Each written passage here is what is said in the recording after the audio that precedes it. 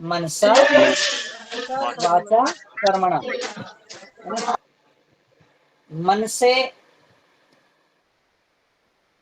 बोलने से एवं कर्म से। मनसा वाचा कर्मणा, मन से, है ना, बोलने से या कर देने से बराबर का पुण्य लगता है। ठीक है, तो यदि कक्षा का एक विद्यार्थी ज्वाला देवी में है, तो जो अब मेरी बात सुन रहे हैं, जो देख रहे हैं, या जिन्होंने मन से प्रार्थना कर ली है, उन सबको ये एक समान पुण्य लगेगा। चलिए, अब उपवन जी को मैं म्यूट कर देता हूँ। भी बहुत बढ़िया चल रहा है, ये आनंद हो गया है ना।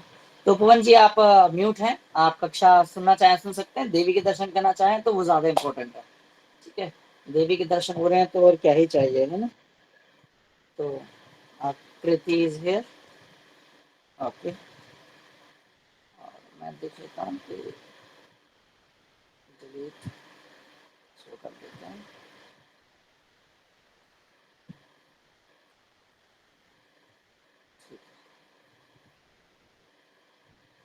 चलिए, तो सभी का स्वागत है, इस सभी का ज्ञानशाला में स्वागत है। जैसे कोई बहुत ज्यादा दिमाग नहीं लगाया मैंने इस विषय में, जैसे पाठशाला होती है ऐसी ज्ञानशाला। अब ये पाठ पढ़ाने के लिए तो कोई कक्षा ली नहीं जा रही कि मैं आपको ये पाठ पढ़ा रहा हूँ नोजियोजित, कि इसके पहले बड़ा ही मैं सोच के बैठता हूँ, नोट्स बनाता हूँ, कोई चैप्टर है सीबीएसई और भारत सरकार को कोई पैटर्न है कि उसके तहत मैं अब आपको ये सब पढ़ा रहा हूँ। ये तो ज्ञान है, तो नल का टूटी सी खुलती है, जो नीचे बगर गया, जिसने जितना भरना था भर लिया, कोई सीबीएसई का पैटर्न नहीं है। जो पकड़ सके भर सके तो भर ले, है ना। चलिए, तो बहुत बढ़िया। तो हमने अध्यात्म, ज्योतिष, मंत्र, यंत्र, तंत्र, इसमें अपनी थोड़ी सी बढ़त बनाई है, इसमें अपनी थोड़ी सी बढ़त बनाई। सबसे पहले अपने अपने माता पिता चरण जो हम पर रखें, उन सबका स्वागत है कि अपने अपने माता पिता श्री गोविंद की जय हो, और इसके अतिरिक्त गुरुदेव भगवान की जय हो। गुरुर् ब्रह्मा गुरुर्विष्णु गुरुर्देवो महेश्वरा, गुरु साक्षात परम ब्रह्मा तस्मै श्री गुरुवे नमः। गुरुदेव भगवान की जय हो। गुरुदेव भगवान के बाद जो भी कल ही मैंने समझाया था, कल परसों की कक्षा में, कि कल ही परसों की कक्षा में मैंने समझाया था कि गुरुजी ने जो कह दिया वही वक्तव्य सत्य मात्र है, वही सत्य है, सत्यम परमम धीमहि। गुरुजी ने जो कह दिया वो सत्यम परम धीमहि, वो सत्य हो गया। तो अब इस क्रम में हम अध्यात्म पर बात करते हैं कि कहीं किसी जगह पढ़ा सुना देखा मैंने, कहने वाले मिलते ही हमेशा कि ये क्लास का ये रूप कर लेते हैं, वो कर लेते हैं, या ऑनलाइन कर लेते हैं, वो ऑनलाइन कर लेते हैं, बड़े बड़े पोस्टर बैनर लगवा देते हैं और फिर कक्षा करते हैं, अर्थोपार्जन करते हैं। तो आजकल तो ज्ञान बिक रहा है ना, बात है ज्ञान बिक रहा है, तो कर लेते हैं करके। तो मेरा बस, जो ऑनलाइन क्लास बेचने वाले हैं, ठीक है, मैं इस बात के समर्थन में तो हूँ, जब व्यक्ति का धन खर्च होता है ना, अब मान लो आपने सबने दे रखे होते 1,000 रुपए फीस, टाइम पे बैठते थे, टाइम पे नोट बनाते थे। जिस दिन क्लास छूट जाती थी उस दिन बड़ा दुख मानते कि अरे यार छूट गया पैसा। तो क्लास का दुख नहीं होता था, पैसे का दुख होता था। 10 क्लासें थी, 1,000 रुपए लगे थे, 100 रुपए का नुकसान हो गया। लेकिन जो ज्ञान के पिपासु अब बैठे हैं यहाँ पे, अब उनको पैसे का दुख नहीं लगेगा कि यार क्लास में भी तो पैसे का दुख हो गया। उनको दुख इस बात का लगेगा यार पता नहीं आज क्या पढ़ा दिया होगा करके। ठीक है रिकॉर्डिंग सुन रहे होगे, लेकिन मुझे तो ये लगता है कि रिकॉर्डिंग भी उतनी, मतलब उनके लिए जिन्होंने क्लास छोड़ दी है। अन्यथा तो जो मजा ऐसा लाइव का है वो लाइव का मजा तो हो ही नहीं सकता। सौरभ सर हमारे साथ है ना। सौरभ सर आइए आप और हम मिलके तंत्र की बात करेंगे, मंत्र के बारे में जानेंगे, यंत्र की बात में जानेंगे, है ना। तो आप तो स्वयं चाहें तो कर सकते हैं, ठीक है। तो मैं इसी बात पे आ रहा था कि जो कोर्स बिक रहे हैं, ये हो रहा है वो हो रहा है, वैसे ये वो सो, तो मेरा बस कहना ये है, बड़े ध्यान से सुनना। अर्श, राकेश, प्रत्याशा, आद्या, बड़ी ध्यान से बात सुनना मेरी। आप आद्या, मेरे प्यारा बच्चा आद्या, उसका एक क्वेश्चन था कि गुरुजी कैसे मानेंगे, गुरुजी हम गुरुजी किसे माने, कैसे माने, या फिर वो बुआ जी लोगों में से भी एक का क्वेश्चन था कि हम मेरे जीवन में गुरुजी कब आएंगे, या मुझे गुरुजी कैसे मिलेंगे। तो मैं आपको एक बात बताता हूँ कि गुरु का मिलना गुरु का मिलना अनाउंसमेंट का विषय नहीं है। गुरु का मिलना रिनाउंसमेंट का विषय है, समझ रहे हैं। गुरु का मिलना अनाउंसमेंट का विषय नहीं है कि आ जाओ गुरुजी ले लो, गुरुजी मिल रहे हैं, गुरुजी ले लो। जैसे वो ऑनलाइन दीक्षा कार्यक्रम चलता है ना, कि 10,000 लोग हैं, गुरु जी की तुम पे नजर ही नहीं पड़ी, बस तुम टीवी में अपने मन में गुरु जी मान के बैठ गए हो किसी को। तो गुरु बनना कोई अनाउंसमेंट का विषय नहीं है। गुरु बनना तो रिनाउंसमेंट का कार्य है। रिनाउंसमेंट मतलब त्यागने का कार्य है। जो त्याग जो त्याग कर सके, दोनों परिप्रेक्ष्य में गुरु और शिष्य दोनों ही त्यागी हों, तो ही ये जोड़ी बन पाती है। गुरु के लिए तो अपना शिष्य पुत्रवत है, पुत्र एक समान, कोई फर्क नहीं है पुत्र में और उसमें। तो आध्यात्म की सीढ़ी चढ़ने के लिए गुरु वो डंडा है, वो ग्रिल है, जिसको पकड़ पकड़ के आप ऊपर चढ़ सकते हैं। तो ये है। तो अध्यात्म जीवन में परमावश्यक है, ये मैं रोज बोलता हूँ और रोज बोलूंगा जब तक अब क्लास 2 4 4 5 दिन हम और चलाएंगे। उसके बाद सोचेंगे कि हमें इस कक्षा का प्रकार क्या रखना है, कितनी अभिरुचि है आप लोगों को इसको कंटिन्यू करने में। क्योंकि एक समय के बाद फिर वो लगने लगा कि अरे ये तो हो गया। लेकिन ये तो बहुत, जैसा कि मैंने बताया, रिनाउंसमेंट का विषय है, त्याग का विषय है भैया। 1 घंटा तो समय त्यागना पड़ेगा, 1 घंटा तो फेसबुक की रील त्यागनी पड़ेगी, 1 घंटा तो इंस्टाग्राम त्यागना पड़ेगा, 1 घंटा तो बीवी बच्चा मम्मी पापा भाई बहन फेवरेट टीवी सीरियल सब त्यागना पड़ेगा। 1 घंटा। हाँ, इसका इनाम बाद में बहुत अच्छा मिलेगा। और यकीन मानिए कि मध्य प्रदेश के विभिन्न जिलों और विभिन्न कॉलेज से मैं क्लास ले रहा हूँ। कहीं और पहले दिन कहीं और था, दूसरे दिन कहीं और था, तीसरे दिन कहीं और था, चौथे दिन कहीं और हूँ। तो अब बात करते हैं कि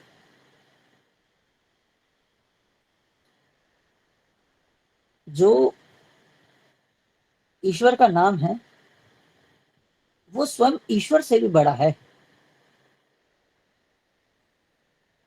शीघ्रता से इस कहानी पे चलते हैं। एक बार एक राजन हुए, राजन ने कुछ महर्षि दुर्वासा ऋषि इत्यादि को कुछ कह दिया, तो महर्षि बुरा मान गए। महर्षि कहते हैं बेटा अब तू बच मेरे से। महर्षि राजा राम पे गए। राजा राम ने तैश में आके वचन दे दिया कि सूर्य अस्त से पहले इस राजा का सिर तुम्हारे चरणों में होगा। उसने कहा ठीक है जाओ। राजा राम ने भेजी अपनी सेना, यहाँ से राजा को पता चला कि भाई राजा राम ने तो भाई कसम खा ली है, गई मुंडी। तो वो भागा, उसको भी ज्ञान देने वाले बहुत थे। वो पहुंचा अंजनी के पास। अंजनी कौन? कौन अंजनी? हनुमान जी। हनुमान जी की माता जी। माता जी, हनुमान जी की माता जी। हनुमान जी की माता जी, हनुमान जी की माता जी अंजनी। तो वो पहुंचे उनके पास, उन्होंने कहा कि माता एक वचन दो। कि क्या? क्या नहीं, पहले वचन दो। क्या? क्या मेरे प्राणों की रक्षा करोगे? कह जा ठीक है, तू पैर ही नहीं छोड़ रहा था तो उन्होंने वचन दे दिया। तो बस, और उन्होंने वचन दे दिया कि मैं प्राणों की रक्षा करूंगी। अब अंजनी, अंजनी पुत्र को याद किया, हनुमान जी को याद किया उनकी माता ने। उन्होंने कहा कि बेटा अब मैंने वचन दे दिया, इसकी रक्षा करनी है। हनुमान जी कहते हैं क्या बड़ी बात है, रावण को निपटा दिया, मेघनाथ को निपटा दिया, ये छोटी मोटी बात है मम्मी मेरे सामने। ओहो, क्या करते हो आप भी। तूने कहा ठीक है बचा लेंगे। हाँ भाई, किससे लड़ना है? अयोध्या नरेश से लड़ना है, राजा राम से लड़ना है। हनुमान जी कहते कि भाई तू मेरे हाथों पिट ले पहले, बाद की तो बाद में देखी जाएगी। बड़ी लंबी चौड़ी बहस का विषय बना कि यार भगवान भक्त कैसे लड़ेगा ईश्वर से अपने। अरे मुसीबत आ गई। तो अब भाई बड़ा एक राम नाम का महल बनाया हनुमान जी ने। राम नाम की ईंटों से एक बहुत बड़ा महल बनाया, उसमें जाके उस राजा को बिठा दिया और उसको कहा भाई तूने कुछ नहीं करना, राम नाम राम नाम राम राम राम राम राम राम राम राम राम बोलता रहियो। तुमने कहा ठीक है प्रभु। जो आ गया, हनुमान जी खुद एक पेड़ के पीछे छुप के खड़े हो गए। भाई अयोध्या की सेना आई, उन्होंने अपने बड़े बड़े अस्त्र चलाए, वो किले तक पहुंचे ही नहीं, वापिस आ गए। और वीर भट्ट योद्धा गए, नहीं आ पाए। राम जी स्वयं गए। राम जी ने कहा अरे यार हम देख रहे हैं कितना बड़ा राजा। राम जी ने बढ़िया युद्ध करा वहां पे। युद्ध क्या करना था, अकेले एक वन साइडेड युद्ध था ये तो। वो तो ऊपर महल पे चुपचाप ऐसे बैठा था, राम राम राम राम राम राम राम राम करता हुआ। राम जी तो पर भाई रघुकुल रीत सदा चली आए, प्राण जाए पर वचन न जाए।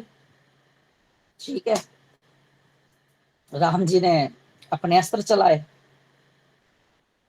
अस्त्र किले से टकराए, नीचे गिरा है। दूसरे अस्त्र चलाए, तीसरे अस्त्र चलाए, काफी देर युद्ध चला।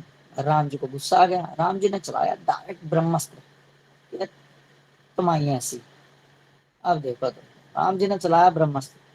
ब्रह्मास्त्र गया, राम नाम से टकराया, वापिस आ गया। ठीक है, राम जी ने चलाया पाशुपात अस्त्र, पाशुपात अस्त्र चलाया, गया। पाशुपात अस्त्र तो सबसे ज्यादा शक्तिशालियों में से एक है, लेकिन पाशुपात अस्त्र भी स्वयं क्या करे, राम नाम के आगे फिर पीछे आ गए। भगवान ने सुदर्शन चलाया, राम बाण चलाया आखिर में कि अब तो क्या ही बचेगा। तो हनुमान जी पेड़ के पीछे से निकले और बस राम राम राम, राम नाम की शब्द की ध्वनि से टकराकर राम जी के द्वारा चलाया गया राम बाण ही वापस लगकर वापस आ गया। लगा वापस आ गया राम नाम का बाण। उन्होंने कहा कि अरे हनुमान, इतनी देर से तुम कर रहे थे ये सब? वो तो इसकी शकल पे लिखा है कि इसके बस की नहीं है। तो प्रभु राम नाम तो जप ही रहा है ना, तो जो व्यक्ति ने राम नाम जप लिया है उसका तो कोई कुछ नहीं बिगाड़ सकता। स्वयं राम नहीं उसका कुछ बिगाड़ सकते जो राम नाम का जप कर रहा हो। तो उन्होंने कहा कि बहुत ही बढ़िया, जो राम नाम का जप कर रहा है तो हम तो प्रतिज्ञाबद्ध हैं कि हमसे तो ये नहीं बचेगा करके। तुमने कहा नहीं बचेगा तो क्या करें भाई साहब? तुमने कहा कि भैया कसम तो कसम होती है कि अब ठीक है, फिर भक्त और भगवान के बीच में युद्ध हो जाने दो। मैंने कहा प्रभु हो जाने दो, मैं तो कुछ कहूंगा नहीं, आपको जितने बाण चलाने चला लो, चला पाओ मुझे भेद पाओ तो आपका स्वागत है। तो इतने में पीछे से देवर्षि नारद आए, उन्होंने गुत्थी सुलझाई। उसने क्या करा कि हनुमान जी को सुझाया और उसको, राजा को उठा के महर्षि के चरणों में फेंकवा दिया। अब शर्त क्या हुई थी कि उन्होंने कहा था कि सूर्यास्त से पहले इसका सिर तुम्हारे चरणों में होगा। अरे जिंदा होगा, कटा हुआ होगा, मरा होगा, इस बात की थोड़ी शर्त थी। शर्त तो इस बात की थी कि सिर कदमों में होगा, ये थोड़ी था कि कटा हुआ ही होगा। बस उसने बड़े महर्षि के पैर दबाए कि मालिक गलती हो गई मेरे से, आज के बाद आपका अपमान नहीं करूंगा। तो बस राम जी की कसम भी रह गई, अंजनी माता का वचन भी रह गया, और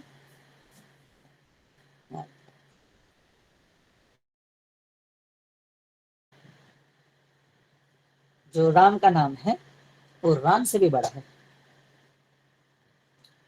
राम शब्द का अर्थ क्या है?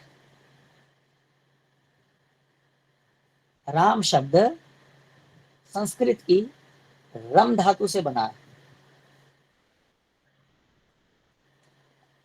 राम राम जी, राम राम जपो जी, हरे राम हरे राम। अरे राम का मतलब क्या है मेरे प्यारे भाई, मेरे प्यारे महाराज जी?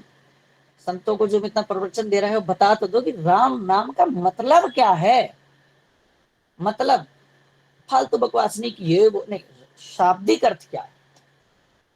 शाब्दिक शब्द से अर्थ क्या है भाई? संस्कृत की रम धातु से राम शब्द बना है। राम का अर्थ होता है जिसमें आनंद आए, जिसमें आनंद आए। अब इतना तो जानते हो कि इतना सुना होगा आपने कि जी मेरा तो उनमें मन रम गया है, ये रात को 8 से 9 बजे वाली क्लास में मेरा तो मन रम गया है, मजा आ जाता है। रम गया है, रम गया है का मतलब है मजा आ गया है। तो जिसमें मजा आने लगा है, आनंद आने लगा है, वह राम है। जिसमें साधु संतों सन्यासियों को भी आनंद आ जाए। साधु संतों का आनंद नहीं आता है ओरिजिनल को, नॉर्मल वालों को तो कैसे भी आ रहा करते हैं। ऑफ स्टेज कुछ और है, ऑन स्टेज कुछ और है, उनको तो कैसे भी आ रहा है। लेकिन जो ओरिजिनल साधु हैं उनको बहुत जल्दी से आनंद नहीं आता। उनको अब आनंद कैसे आएगा? उनको आनंद आएगा राम से, राम धातु से उनको आनंद आएगा। कोई दिक्कत नहीं। तो राम रम धातु से, अर्थात कि जो आनंद देने वाला है, तो नाम जप करें। और अब इसमें राम नाम के जप की महिमा की बात नहीं कर रहा मैं। राम नाम का मैं अपने, आपको देवी पसंद है, देव्यै नमः, बालासुंदरै नमः, शाकुंभरायै नमः, शीतलायै नमः, रमायै नमः, महालक्ष्म्यै नमः, कुछ भी बोलो, एक्स वाई जी। जो आपके इष्ट देवता है, कुल देवता है, उनका नाम बोलो, कोई दूर दूर तक समस्या नहीं। पर जब तो करना शुरू करो। आप ये देखो कि बड़ा, हाँ बड़ा अच्छा एग्जाम्पल मेरे को याद आया, सब मनी माइंडेड लोग बैठे हैं यहाँ पे। प्रवीण जी, अगर ये माला 108 मनकों की मनुष्य को जपनी हो तो मात्र एक राम नाम की माला को 108 बार के जपने में 10 बार मन विचलित हो जाएगा। ठीक है जी। और पीछे के लड़के 500 के नोट की गड्डी हो 100, एक बार माइंड नहीं डाइवर्ट होगा। कमाल की बात देखो, राम नाम की माला करनी हो, राम राम राम राम राम राम राम राम, इतने में 10 बार मन विचलित हो जाएगा। और 500 की नोट की गड्डी गिननी हो तो थूक लगा लगा के कि भाई एक दो ना हो जाए, गलती से दो ना चले जाए करके, दो हो दो रह गए, फिर एक बार गिनता है आदमी। कभी भी देखना, एटीएम की मशीन से निकला हुआ पैसा भी दोबारा गिनता है। तो कैशियर नोट की गड्डी मशीन में लगा के देता है, हाथ में आती है, उसको दोबारा से गिनता है, यहाँ बराबर है। राम नाम की माला करने बैठता, एक हो गई, हाँ भाई खत्म हुई करके, आज का रूटीन पूरा हुआ। उसमें ये नहीं सोचता कि भाई एक राम नाम की मजा में आ, क्या पता कम न रह गई, एक और कर लेता हूँ। करता है ऐसा? कोई नहीं करता। बहुत बिरला कोई कह दे कि मैं करता हूँ, पर ऐसा कोई नहीं करता। कल तो राम नाम की माला ही नहीं जप रहा है। लेकिन 500 की नोट की गड्डी हो, दो बार गिनता फूंक लगा के। और राम नाम की माला करनी हो, अरे बस जल्दी खत्म होगी, राम राम एक, राम राम दो, राम राम तीन, राम राम राम चार, राम राम राम पांच, राम राम राम छह, राम राम सात, तो दोबारा नहीं करते कि आहा मजा आ गया। जस्ट लाइक स्टूडेंट्स की, यार ये चैप्टर बहुत अच्छा, एक बार और पढ़ते हैं, ऐसा कुछ हो जाए जीवन में। जब आपको, जब आप माला करने बैठेंगे, ध्यान करने बैठेंगे, अध्यात्म पूजन पाठ करने बैठेंगे, तो क्या होगा? कि आपका मन हटेगा, आपका मन नहीं लगेगा। आप, मैं गारंटी देता हूँ, आप और हम 5 मिनट बैठ जाते हैं, 5 मिनट में अक्षर नहीं बोलूंगा, आप एक अक्षर ना बोले, बस राम राम राम राम राम राम राम राम राम राम, इतने में ही मन उकताने लगेगा। क्योंकि जो अंदर बसा हुआ कलयुग है ना, वो खींचेगा कि भाई ये जीवात्मा राम के पास क्यों जा रही है। खींचेगा नहीं खींचेगा। आपकी दुकान पे कोई आदमी आए और अब वो दूसरी दुकान में जाने लगे, तो आप फिर भी एक बार अपना बेस्ट ऑफर तो दे गई, अरे जी एक बार बात तो सुन के जाओ, अरे मेरी बात तो सुनो, आप बताओ क्या रेट लगाओगे, करेंगे ना दुकान पे ऐसा। लेकिन जब ये जीवात्मा ऐसी जाने लगती है, तो पॉपी मन प्रलोभन देता है, अरे क्या राम में लगा, मेरी बात सुन, तू लगा नेटफ्लिक्स में मूवी, अरे क्या राम नाम में लगा तू मेरे भाई, तू चला इंस्टाग्राम, अरे राम नाम में क्या लग गया मेरा भाई, तू 2 कस्टमर आ रहे हैं देख उनको।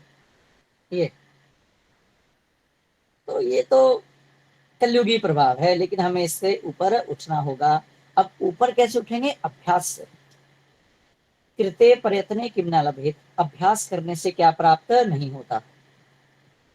ये तो है राम नाम की माला, राम नाम का जप। क्यों करना है? क्योंकि आनंद आता है।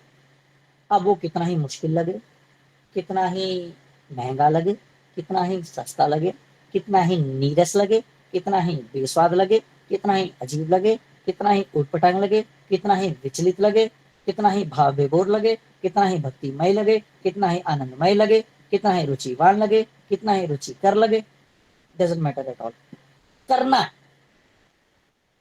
बस।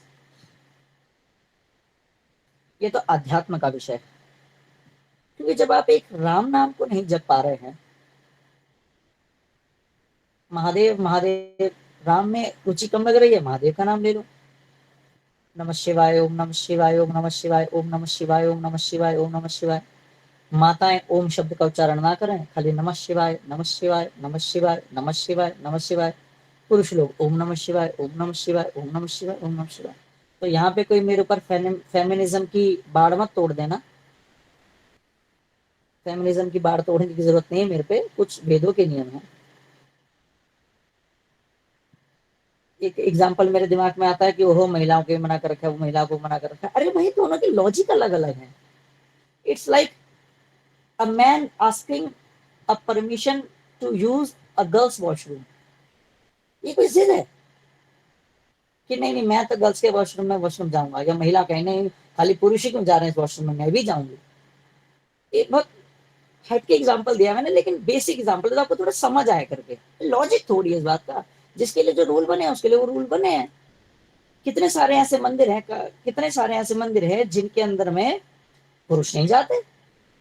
माता जगदम्बा, माता कामाख्या का जब रजस्वला होती है, वो अंबुबाची पर्व चलता है, पुरुष नहीं जाते। अब हम पुरुष तो नहीं कह रहे कि हमें जाना है करके, जो महिलाएं जा रही हैं बहुत स्वागत से जा रही हैं। तो अब मैं जो भी बताऊंगा उसमें फेमिनिज्म वाली बाढ़ नहीं लानी है, वो सबके अलग अलग अपने अपने नियम हैं।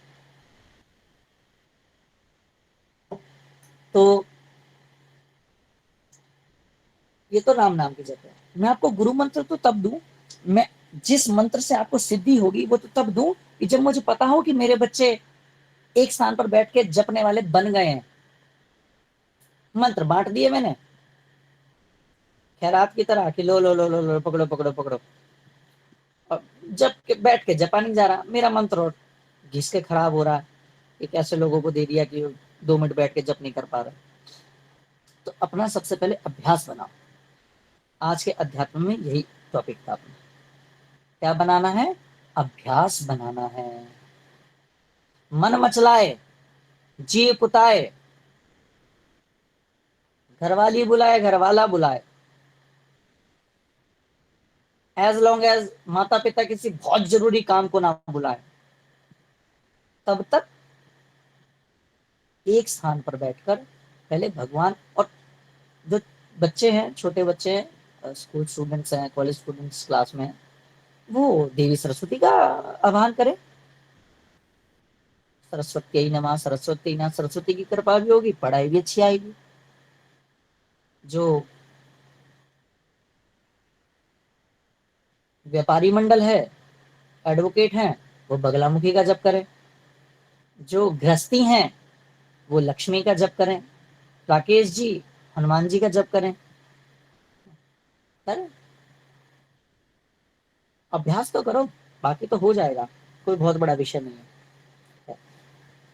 चलिए, तो अब ये तो थी आध्यात्मिक बात। अब बात करते हैं, अब मैं आपको एक एक करके नियम बताना शुरू करूंगा। अभी तक नहीं बताए थे, पर अब मैं आपको एक एक नियम बताने का प्रयास करूंगा। ठीक है, नियम को बच्चा लोग बहुत ध्यान से सुनना। ठीक है, नियम क्या कहता है? नियम कहता है, शुरू से शुरू करते हैं, बिल्कुल शुरू से शुरू। एक पॉइंट मैंने कल बता दिया था पूजन शुरू करने से पहले का, क्या था? कोई बता सकता है? कोशिश करो। किसी एक चीज के बारे में मैंने बहुत जोर दे के बोला था कल। आसन, आसन, अपना अपना वेरी गुड। आसन। अपना अपना आसन। पहली क्वालिटी क्या है? अपना आसन होना चाहिए मेरे बच्चों, एक आसन होना चाहिए।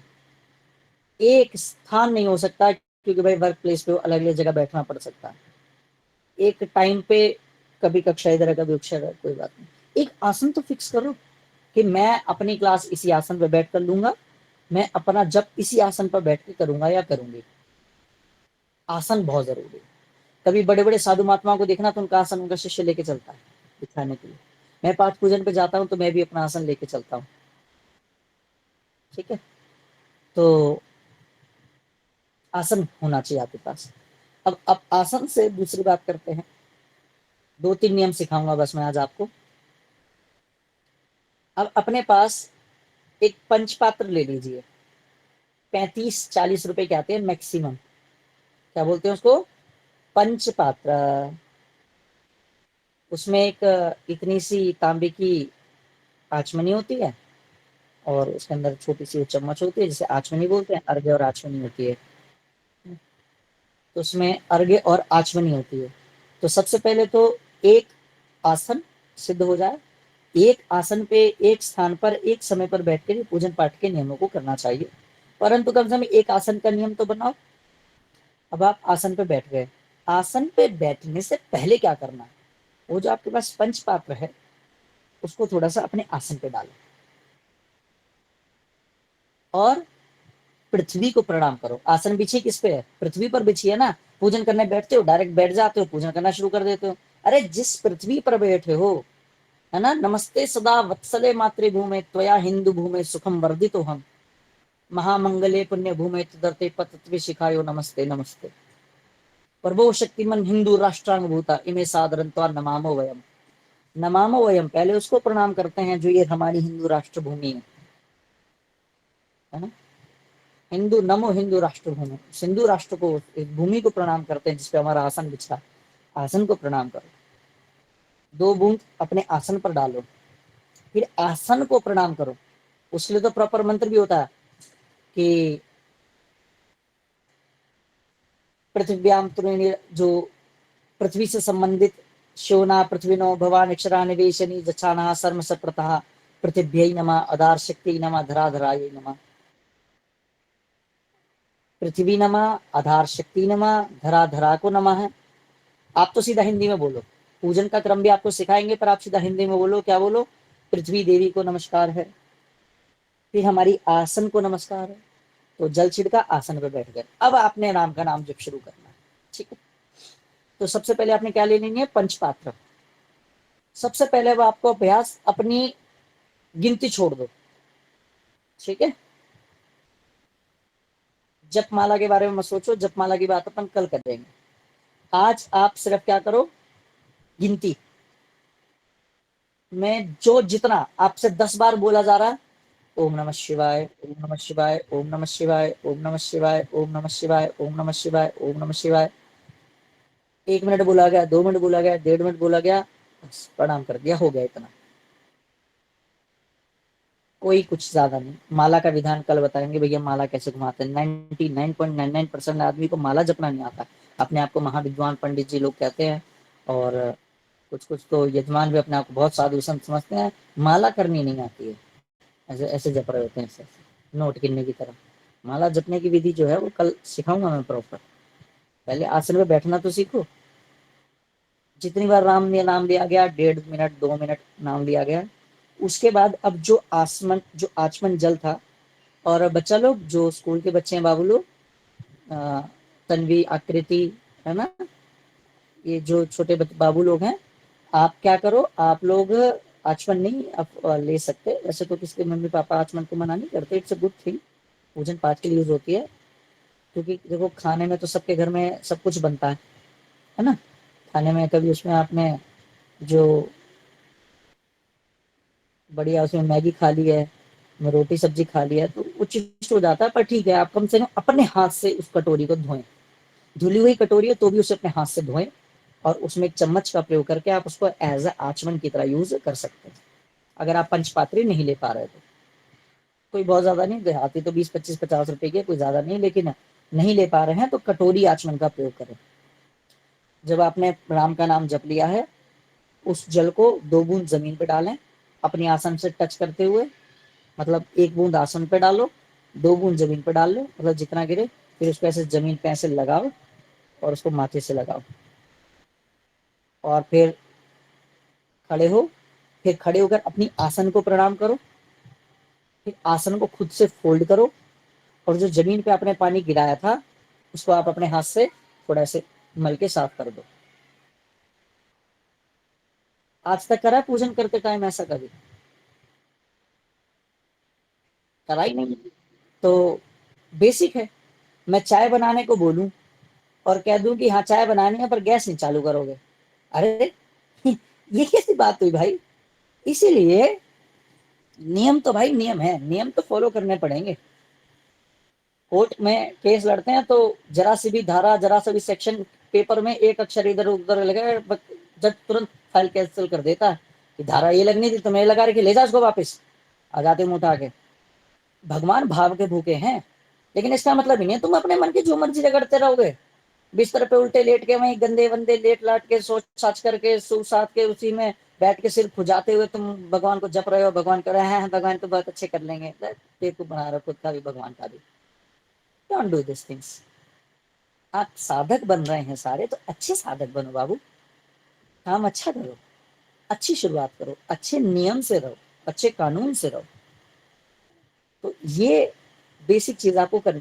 बहुत चीजें हैं कि तिलक कौन सी उंगली से, जिन्होंने मेरे से पूजन कराई है, शायद दीदी जी ने या राजेश जी ने कोई पूजन कराई होगी मेरे से, तो इन लोगों को पता है कि खुद को किससे टीका लगाना है, भगवान को किससे टीका लगाना है, मानदान को किससे टीका लगाना है। तो हम कल डिस्कस करेंगे। आज हमारे पास ज्योतिष वास्तु और तंत्र के विषय में बात करने को है। तो आज हमने अध्यात्म के बारे में बात करी। पहली बात क्या करी कि राम नाम का अभ्यास जरूरी है, या अपने इष्ट भगवान का नाम जरूरी है। आप ओम नमः शिवाय बोले, मेरे तरफ से आप नमः शिवाय बोले, मेरी तरफ से आप पार्वती नमः बोले, सरस्वती नमः बोले, आदर्शक्ति नमः बोले, हनुमते नमः बोले, वो आपकी अपनी मर्जी, वो आपके अपने इष्ट है, आप उनको जैसा मर्जी प्रणाम करें, it's all up to you. आसन पे बैठो, माता पिता के चरणों में प्रणाम बोलो, गुरुदेव महाराज के चरणों में प्रणाम बोलो, और अपना माला की जरूरत नहीं है, जितना आपसे 30 सेकंड बोला जाए 30 सेकंड बोलो कि भैया आप तो 30 सेकंड ही होगा, फिर धीरे धीरे अभ्यास बढ़ाएंगे।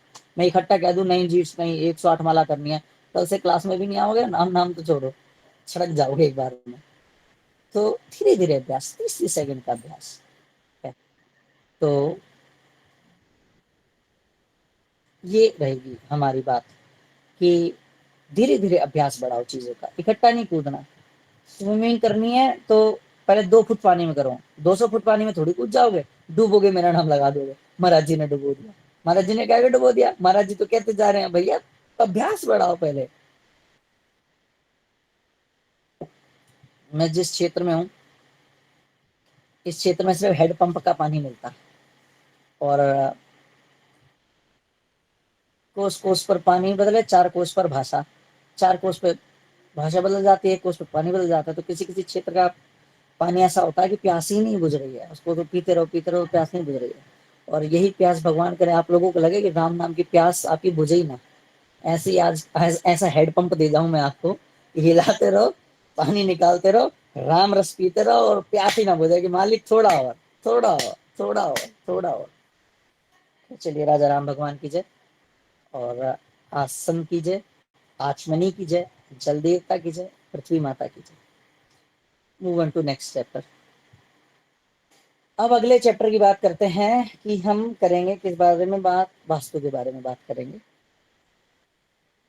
तो अब हम वास्तु के बारे में जो बात करना शुरू कर रहे हैं, वास्तु पुरुष भगवान शिव के पसीने से उत्पन्न हुए, फिर उसके बाद उन्हें सारे देवताओं ने उठा के जमीन पर फेंक दिया। जिनको जिस देवता ने जहां जहां पकड़ा उस देवता का वहां निवास हो गया, और उसका जहां पे निवास हो गया उसके बाद वो पूरी पृथ्वी पर वास्तु माना जाने लगा। हमारे जो घर, प्लॉट, फैक्ट्री, मकान, स्कूल, विद्यालय, कमरा, वॉशरूम, सब वास्तु सम्मिलित है। वास्तु हमारे जीवन पर बहुत इम्पैक्ट डालता है। वातावरण जीवन में बहुत इंपॉर्टेंट है भाई साहब। आप को बड़ा आदमी बनना है तो आपको बड़े आदमियों के साथ रहना पड़ेगा। आप, मैं ऐसे किसी अपमान नहीं कर रहा, लेकिन मान लीजिए कोई निम्न वर्ग का व्यक्ति है जो मान लो रिक्शा चालक है, अब उसकी सोच 4 सवारी छोड़कर हैंड टू माउथ खाना खा ले हो जाए, इतनी होती है। अब बेचारा किस बात में लगेगा? जो जॉब पेशा है उसी को इस बात की चिंता है, 9 बजे जाना है, 5 बजे आना है, टास्क जो दिए उनको पूरा करना है, सुबह टाइम पे जाना है, छुट्टी होगी तो घर जाना है। थोड़ा जो बिजनेसमैन टाइप है उसको 4 कस्टमर लेके आने हैं। जो बड़ा अमीर आदमी है उसका थोड़ा थिंक प्रोसेस अलग है। और कभी ना कभी इन रिक्शे वालों में से निकल के भी बहुत बड़ा आदमी बनता है, तो देखा गया हमेशा। लेकिन सब माइंडसेट की बात है। तो माइंडसेट के लिए आपको सही एटमॉस्फेयर में रहना पड़ेगा। आपका एटमॉस्फेयर आपके वास्तु पे बहुत डिपेंड करता है। वास्तु के लिए बहुत ही ज्यादा डिपेंड करता है।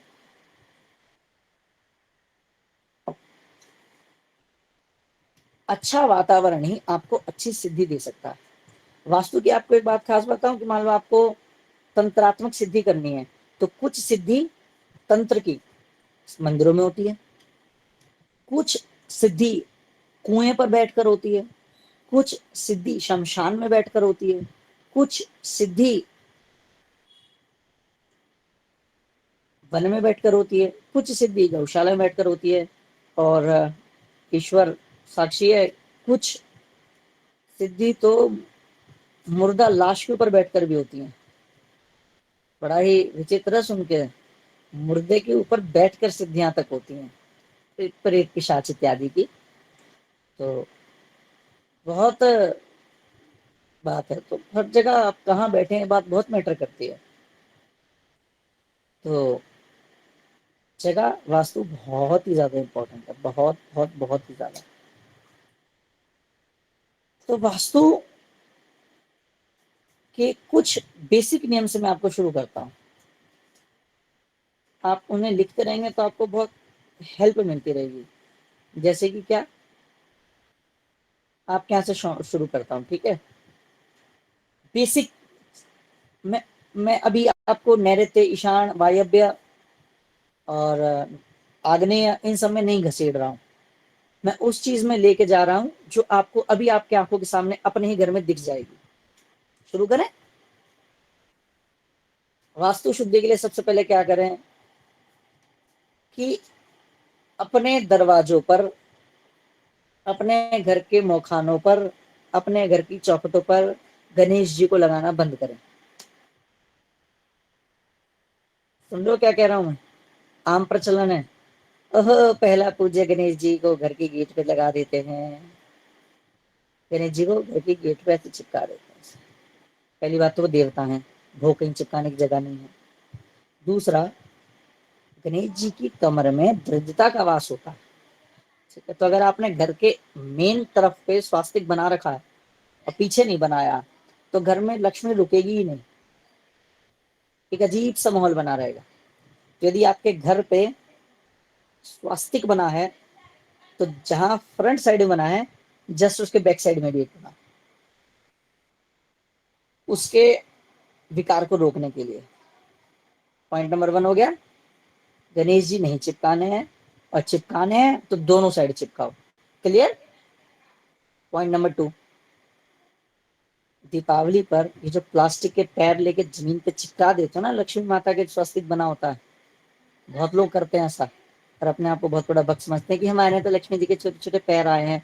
पर बेवकूफ लोग, अरे वो लक्ष्मी जी के पैर हैं, तुमने जमीन पे चिपका दिए हैं, उसके बीच में स्वास्तिक बना है, तुम ही थोड़ी देर बाद उसके ऊपर जूते लेके चढ़ जाओगे, तुम्हारे बच्चे उस पर छीछी पुपू करते घूमेंगे, तुम्हारा उस पर पैर लगेगा, तुम्हारे घर में जो गेस्ट आएगा उस पर पैर लगेगा, पोंछा वाली पोंछा लगा देगी, लक्ष्मी के पैरों पे तुमने पोंछा लगा दिया, गणेश जी का स्वास्तिक जमीन पे बना रखा, उसको पैर रख के निकल गए, वाह जी वाह, और कहते हो प्रभु की कृपा चाहिए, घर में सुख शांति नहीं हो रही है।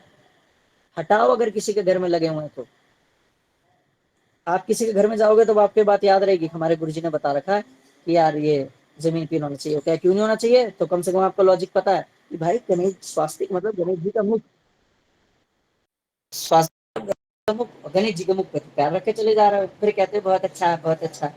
नहीं, never, this should be not allowed, नहीं रोना चाहिए पैर। पहला, घर के मुखाने पर गणेश जी नहीं लगाने, दूसरा स्वास्तिक इत्यादि जमीन पर नहीं बनाना, ठीक है, 2 बातें हो गई। तीसरा और आखिरी पॉइंट, घर में वास्तु के लिए तीसरा और आखिरी पॉइंट, घर में विदेशों की या फालतू की चीजें देखकर जबरदस्ती साज सज्जा का सामान नहीं लाना, कि बुद्धा का सिर ले आते हैं, ये फांगशु यंत्र ले आते हैं, है ना, ये पिरामिड ले आते हैं, अरे भाई साहब मैं तो पिरामिड वालों से परेशान हूँ भाई। मैं तो मतलब मैं तो अपने जीवन में ये वास्तु के नाम पर पिरामिड रखने वाले पाखंडियों से बहुत परेशान हूँ। अरे खुद सोचो पिरामिड है क्या, मेरे भक्तों, मेरे शिष्यों, प्यारे बच्चों, सोचो तो सही पिरामिड क्या है। मिस्र में जो राजा मर जाते थे उनको दफनाने के लिए पिरामिड रखा जाता था, राइट और रॉन्ग, है ना। अब वो जो कब्रिस्तान का प्रारूप पिरामिड है, तुमने उसको घर पे लाके रख दिया है कि इस तरह कभी हमने टीवी नापतोल पे A to Z पे न्यूज में देखा था कि इससे घर में बरकत होती है। अरे कितना बेवकूफ हो सकता है कोई आदमी भाई, कितना बेवकूफ हो सकता है, लॉजिक लगाओ। मिस्र के अंदर पिरामिड के अंदर क्या रखा जाता था, मरे हुए राजाओं के अवशेष, बेसिकली कब्रिस्तान है वो, कब्रिस्तान को घर पे रख के कह रहे बहुत अच्छा बहुत अच्छा बहुत अच्छा। अजीब आदमी हो भाई तुम लोग। चलो, जो जो तेजो महल, अब बोलो इस पे जितनी मर्जी डिबेट करो, फिलहाल चलो मान लेते हैं कि ताजमहल मुमताज महल का दफनाया हुआ जगह कब्रिस्तान हुआ ना, बड़ी सी पेंटिंग लगा दिया ताजमहल की घर में, है तो कब्रिस्तान उस्ताद जी,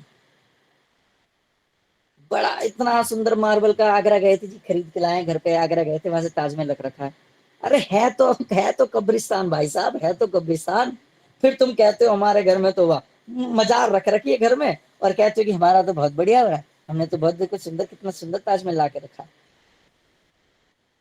खा के रख लिए हैं, पिरामिड रख लिया है, वो ताजमहल उठा के रख लिया, Rupees सोच रहे हो हमारा तो बहुत 40 बढ़िया हो गया। received on PhonePe.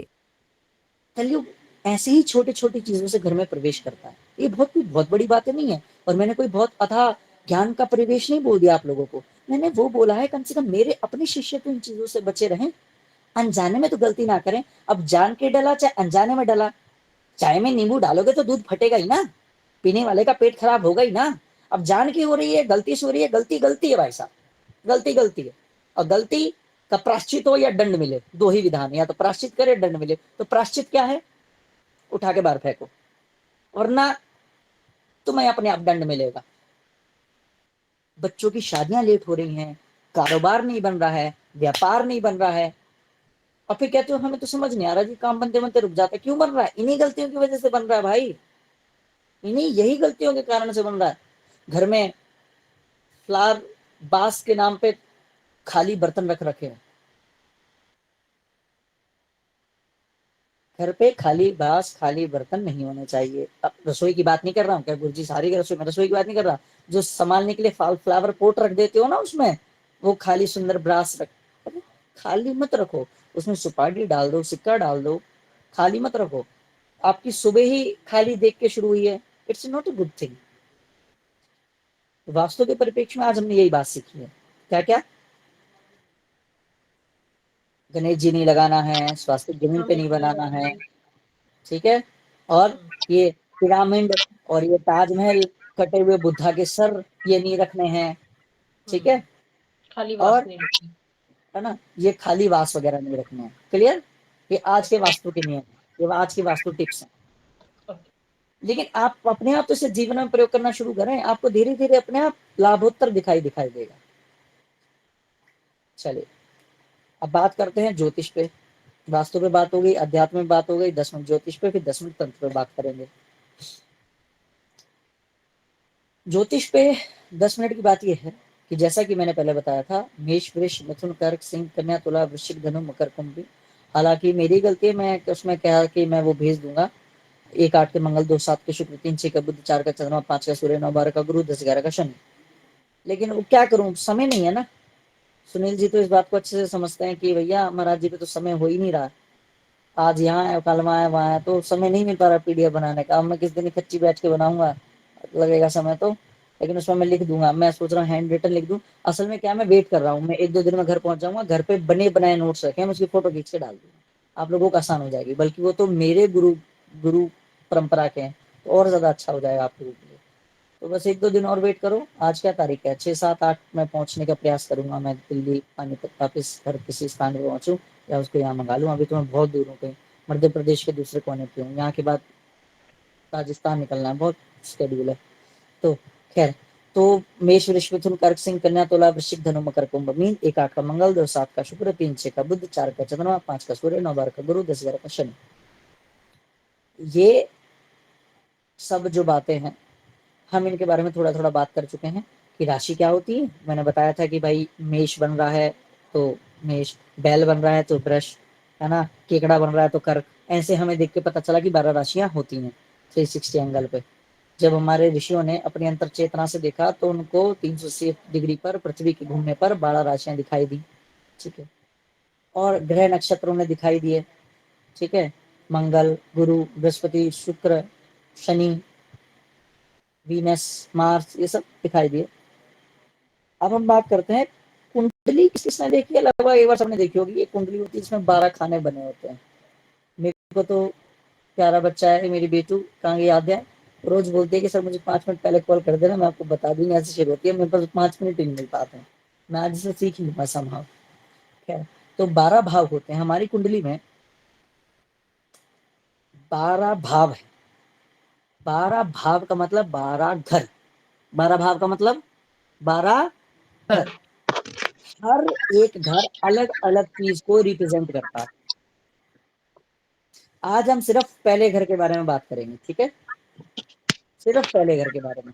ये चीज तो मैं चलो आपको आज ही भेज दूंगा, ये मेरे पास है, तो मैं ये चीज आपको पहला भेज दूंगा कि 12 घर में से हम पहले घर की बात करते हैं। पहले मतलब उसे बोलते हैं लग्न। तनु, तनु मतलब क्या होता है, शरीर, ठीक है। जो कुंडली का पहला भाव होता है वो शरीर का होता है। अब मैंने कल एक बात बताई थी आपको बेसिकली कि अगर सूर्य स्ट्रांग है तो क्या होता है, सूर्य स्ट्रांग है तो शरीर स्ट्रांग रहता है, इंसान का स्वस्थ शरीर रहता है। स्ट्रांग रहता है। अगर सूर्य स्ट्रांग है तो शरीर स्ट्रांग रहता है। अगर किसी का सूर्य लगन में बैठा हो तो ऐसे व्यक्ति के मुख पर बड़ा तेज होता है। जैसे सूर्य आसमान में निकलता है तो अंधेरा छट जाता है, ऐसा व्यक्ति जब किसी सभा में जाता है तो वहां का अंधेरा छट जाता है। उसके शरीर को बहुत तेज होता है, मुंह पे तेज होता है। लेकिन सूर्य का स्वभाव कैसा है, सूर्य का स्वभाव कैसा है, तेज। तो ऐसा व्यक्ति शरीर के स्वभाव से भी तेज रहता है, थोड़ा थोड़ा स्मार्ट, थोड़ा ओवर स्मार्ट, अपनी अपनी चलाने वाला व्यक्ति होता है। ऐसा ऐसा व्यक्ति अपनी अपनी चलाने वाला टाइप होता है। अगर प्रथम भाव में सूर्य है तो, प्रथम भाव में यदि चंद्रमा है तो ऐसा व्यक्ति बहुत सौम्य होता है, बहुत, जी हाँ ठीक है ठीक है, नमस्कार नमस्कार, ऐसा। गुरु है तो इंटेलिजेंट होता है, बुध है तो बुद्धिमान होता है, शनि है तो थोड़ा तेज मिजाजी होता है, राहु है जिद्दी होता है, केतु है अगड़ू होता है, बल्कि राहु केतु प्रथम भाव में बैठे हो तो ऐसे व्यक्ति को मुंह पे निशान भी होता है, मोल होगा या चोट का निशान होगा। बेसिकली बचपन में गिर गिर आ गया होगा, चोट चाट लगी होगी यहाँ कहीं फेस पे। राहु केतु अगर लगन में बैठे हो तो बच्चा जिद्दी रहता है, सो अलग है। तो शरीर से संबंधित जो ग्रह वहां पे बैठा होगा उस व्यक्ति का वैसा गुरुजी भाव होगा। गुरुजी राहु राहु केतु जो है वो देवताओं में आते हैं या उसमें राक्षस प्रवृत्ति में आते हैं? बहुत अच्छा प्रश्न है, मैंने कल भी इस बारे में डिस्कस किया था पर क्या आप जल्दी छोड़ के चले गए थे। राहु केतु नवग्रहों के अंडर में आते हैं, और ये जो दो नवग्रह हैं ना तो ये पूरी तरह से देवता हैं ना ये पूरी तरह से राक्षस हैं। इन्हें छाया ग्रह बोलते हैं, छाया ग्रह, छाया, ठीक है, जी गुरुजी। शैडो, क्योंकि इनका अस्तित्व नहीं है। सूर्य और चंद्रमा के बीच में पृथ्वी फंस जाए तो छाया का खेल हो जाता है, चंद्रमा पृथ्वी और सूर्य के बीच में पड़ जाए तो छाया का खेल हो जाता है, चंद्रमा और सूर्य पृथ्वी के बीच में सूर्य पड़ जाए तो छाया का खेल हो जाता है। इसी छाया को राहु केतु बोलते हैं। गुरुजी एक छोटा सा सवाल हो रहा है मेरा।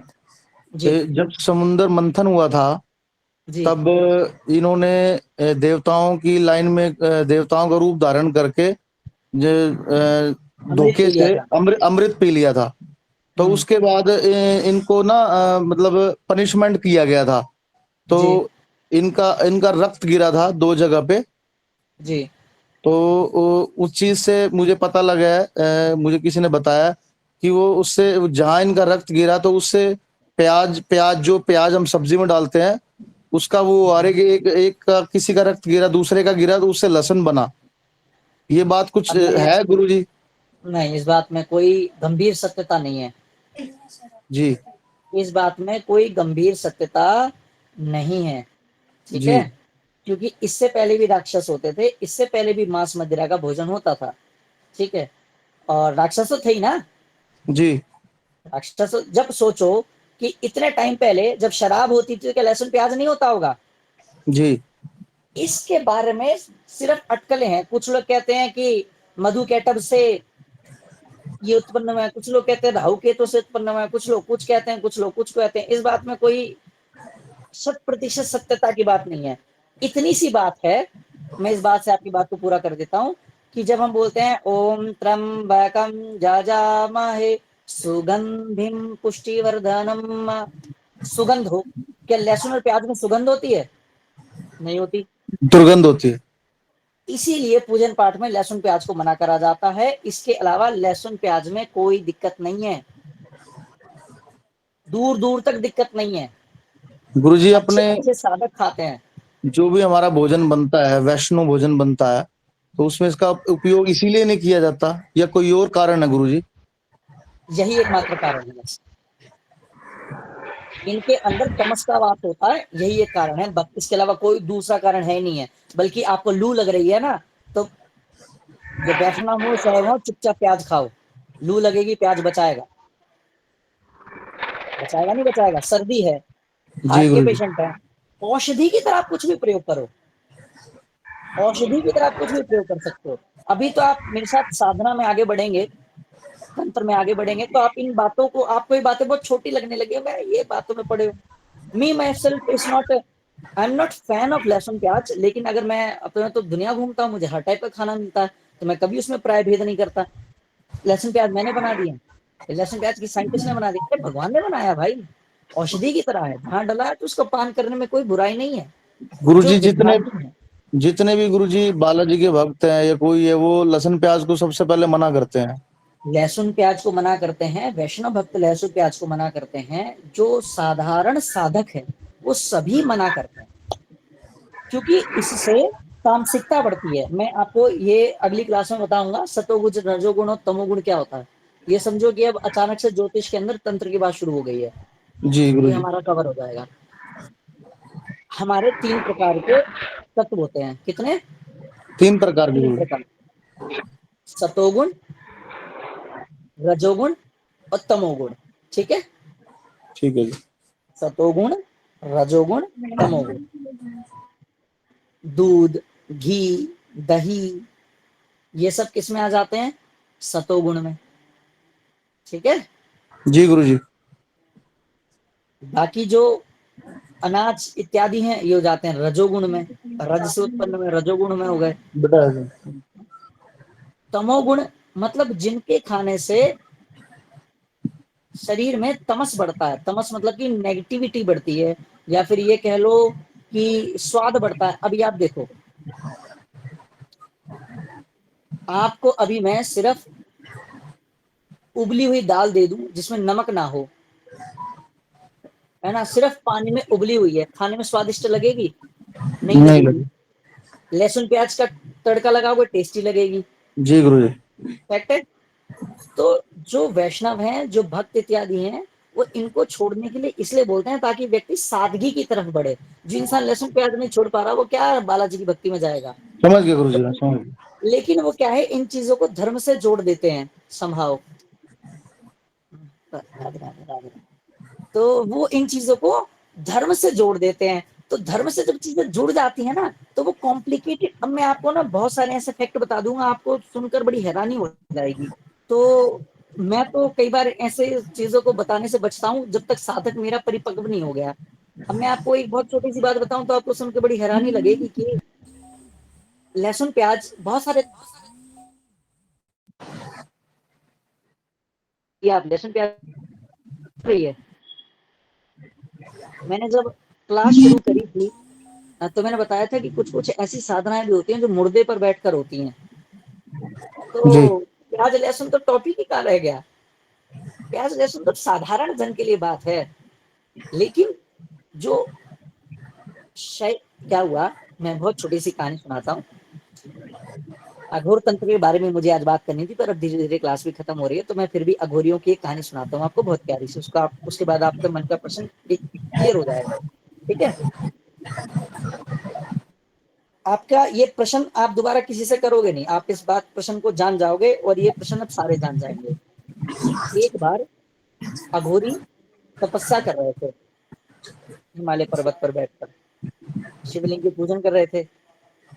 तो पूजन करते करते वहां पे पार्वती माता अपने फूल वगैरह पुष्प वगैरह तोड़ने के लिए आ गई। भगवान शिव की पूजन करने के लिए पुष्प वगैरह तोड़ने आती थी। तो वहीं पे अघोरी पूजन कर रहे थे। तो पार्वती माता बैठ गई, भाई जहाँ भगवान के भक्त बैठे हैं वहां पे बैठने में तो मजा आएगा ना। तो वहां पे जी पार्वती माता बैठ गई। और जैसे ही वहां पर बैठी 2 मिनट में उनको गुस्सा आ गया। क्यों? क्योंकि वहां पे क्या हुआ, अब भोग लगाने की बारी आई भगवान को। तो उन्होंने क्या करा, वहां मांस का टुकड़ा पड़ा था, मांस का टुकड़ा जी कच्चा। उन्होंने जी उठाया और भगवान को कहा, ले भोले खा ले, महादेव प्रसाद पाओ। पार्वती माता को गुस्सा आ गया कि अरे ऐसे भोग लगाते हैं महाराज को, ऐसे भगवान को भोग लगाते हैं, ये खिला रहे हो तुम, मांस मदिरा का भोग लगा रहे हो। सो अघोरियों ने कहा गलती हो गई हमसे कि हमने आपको पूजन में बिठा लिया।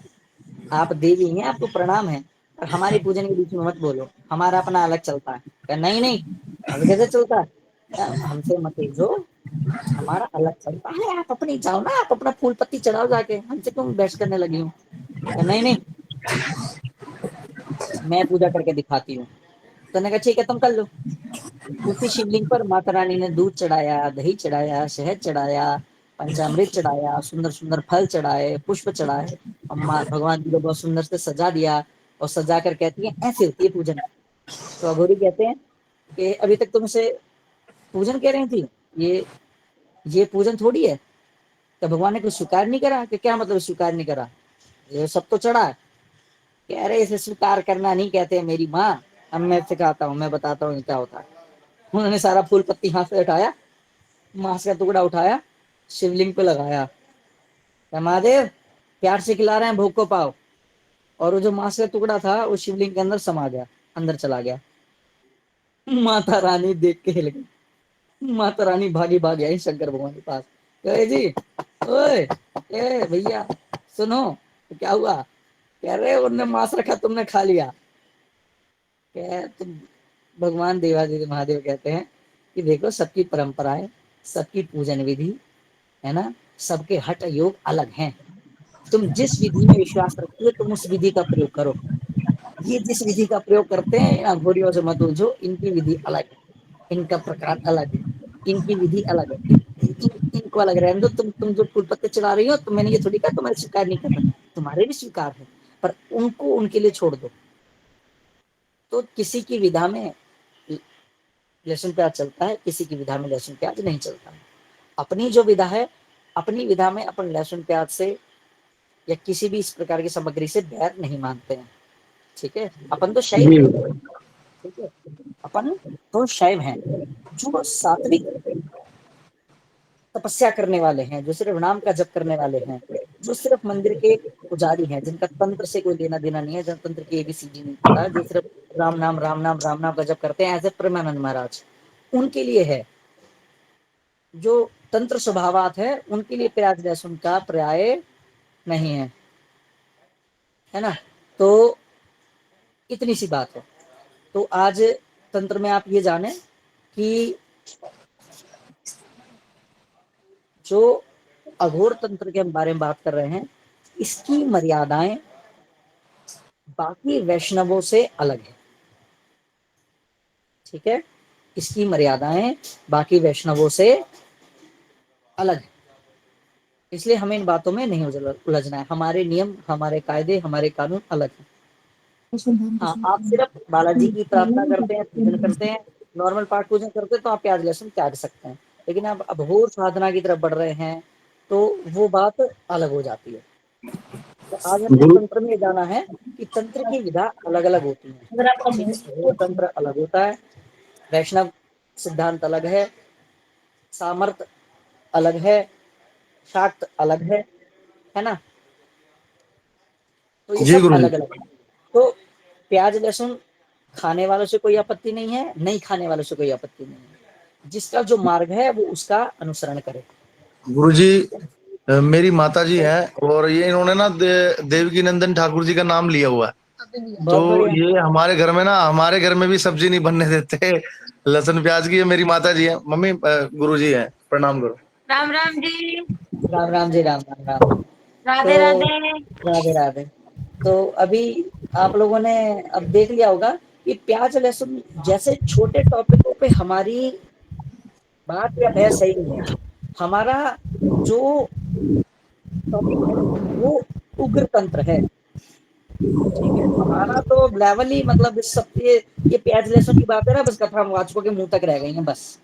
जो एक्चुअल तंत्र है, एक्चुअल सिद्धांत है, एक्चुअल शक्ति है, वो तो भाई परा है, वो तो परा है, वो तो अलग है। अब जहाँ कामाख्या में बलि हो रही है, वहां पे तुम प्याज लहसुन का किसको ज्ञान दोगे? कुटाई और चढ़ेगी उन साधुओं से बात करने पे। तो इस पे हम बात करेंगे, विचार करेंगे कभी ना कभी। तो जो ये है कि हाँ, इनको खा के तामसिकता बढ़ती है, लेकिन अब अगर आपको तमस की पूजन ही करनी है तो इन चीजों से कोई इतराज नहीं है। और हमारे प्यारे महादेव, हमारे भोले वाले को तो प्याज लहसुन से कभी परहेज नहीं होता। अगला तो भांग से परहेज नहीं है, अगले को क्या कहते हैं, सोम से परहेज नहीं है। वो नशे के लिए नहीं है, लेकिन उन्हें परहेज भी नहीं है। नशा नहीं करते भगवान से, बहुत गलत बात है जो लोग कहते हैं बाबा के नाम पर प्रसाद लेते हैं। ना ना ना ना ना ना ना। लेकिन हमारे भोले को परहेज नहीं है, तो हम कौन होते हैं परहेज करने वाले? हम तो शैव है ना। तो हम तो इजी गोइंग हैं, हम बहुत ज्यादा नियमों में ऐसे नहीं रहते, इजी है। खैर, चलिए आज की कक्षा का समय हुआ, लगभग सभी से बात हुई। संदीप जी बहुत लेट रहे, मुझे लगता है गाड़ी चला रहे हैं, गाड़ी चलाते हुए कृपया कक्षा ना ले, ठीक है ना। और कोई नहीं, आपके पास राकेश जी के आपके गुरु भाई हैं, राकेश जी, इनकी कृपा से आपको मिल जाएगी रिकॉर्डिंग, बढ़िया आप घर में बैठकर देखें। तो आज हमने राम नाम की जप के बारे में सुना कि 30 सेकंड से शुरू करें, आसन को प्रणाम करके शुरू करें, आसन का आचमन करके शुरू करें, पृथ्वी को प्रणाम करके शुरू करें, बाहर द्वार पे गणेश जी ना लगाएं, जमीन पे लक्ष्मी ना चिपकाएं। ठीक है, ज्योतिष में पहला भाव होता है जो शरीर का होता है, और तंत्र में लहसुन प्याज जैसे मामले हमारे लिए बहुत छोटे हैं। ठीक है, हमें तो अघोर तंत्र की बात करनी है, उसके लिए हमारा सफर बहुत लंबा, बहुत बड़ा है। तो हम इस बारे में आगे बढ़ेंगे और आगे बात करेंगे। प्याज लहसुन बहुत छोटे से टॉपिक है, कभी हम इसका आगे विश्लेषण भी करके गुरु जी, पूरी एक तरह से छोटी बात सी करेंगे। गुरु जी एक छोटी सी प्रार्थना है मेरी आपसे। ये मेरी बिटिया है, इसको जो सरस्वती का वो देना है, जिसको ना ये थोड़ा पढ़ाई में ना ये थोड़ा कम मन कर रहा है इसका पढ़ने में। मैं बात कर, खड़ी हो कोई गुरु जी बात से बात नहीं, कर। ये बिटिया है मेरी बेटिया है अनन्या। बात कर बेटा गुरु जी के। प्रणाम गुरु जी। खुश रहो बच्चे। और पापा सही कह रहे हैं, लेकिन पढ़ाई की टेंशन भी नहीं लेनी है, पढ़ाई करनी भी है और टेंशन भी लेनी है। आपके साथ ना इसी क्लास में बहुत सारे स्कूल के बच्चे जुड़े हुए हैं, उनसे एक बार भी पूछना आप कि क्या कभी गुरुजी ने पढ़ाई को कहा है कि रट रट के मर मर के करो, नेवर, इजी गोइंग। ऊपर से आपको सरस्वती का बढ़िया मंत्र देंगे, और खाली मंत्र देने से कुछ नहीं होता, मंत्र देने से काम होता तो सारे साइंटिस्ट हो जाते, मेहनत भी करनी पड़ती है। तो आप थोड़ी सी मेहनत रखेंगे, सरस्वती माता की कृपा की हम कोशिश करेंगे, आप डेफिनेटली अपने पापा से भी ज्यादा, पापा वकील है, हम जज बनेंगे, ठीक है ना। गुरुजी कल मैं जो दूसरा फोन है मैंने पढ़ाई के लिए रखा हुआ है बच्चों के लिए, उस पे बस मैं ये ठीक है, लिंक डालूंगा, कल से ये भी क्लास लेगी, वेरी गुड, थोड़ा इनको भी थोड़ा मोटिवेशन होएगा थोड़ा सा। बहुत बढ़िया, है ना। जी के लिए भी है, विधि जी के लिए बात भी है, आद्या के लिए बात भी है, आकृति बात के लिए भी है, प्रांजल के लिए बात भी है ना, शशांक के लिए बात भी है, शिवांजलि की बात भी है, एक सुधरेगा सब सुधरेगा, ठीक है। चलिए सब कक्षा को नमस्कार करते हैं, प्रणाम करते हैं। गुरु ब्रह्मा गुरु विष्णु गुरुदेवो महेश्वरा, गुरु साक्षात परम ब्रह्म तस्मै श्री गुरुवे नमः। अखंड मंडलाकारं व्याप्तं येन चराचरं तत्पदं दर्शितं येन तस्मै श्री गुरुवे नमः। यस्यास्ते डाट डाट डुट डुट मबलं टम टम टम टम टम डम सम डम सम डुइ डुइ चकितं भूयके भूयनालम तैलम तैलम तैलम तैलम कुकुहां कुहां कुहां कुहां गायन्ते यस गायन्ते पातु नो वः शिवचंद्र चूड़ा। शंकर भगवान को नमस्कार है, गुरु देवता को नमस्कार है, गुरुदेव को नमस्कार है। चलिए कल की कक्षा में मिलते हैं, नमस्कार।